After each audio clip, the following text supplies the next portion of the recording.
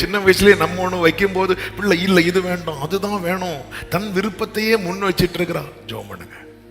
நம்ம உடனே அடிச்சு தலைகளை கட்டி தொங்க விட்டு அது வளர்ந்து ஒன்றுகளை கட்டி தொங்க விடுது.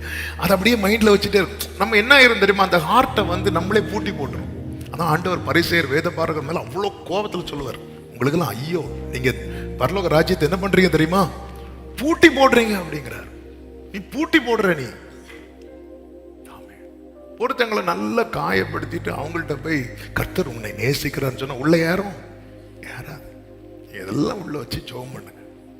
ஆண்டவர்கிட்ட கொண்டு வாங்க. ஆண்டவர்கிட்ட கொண்டு வரான்.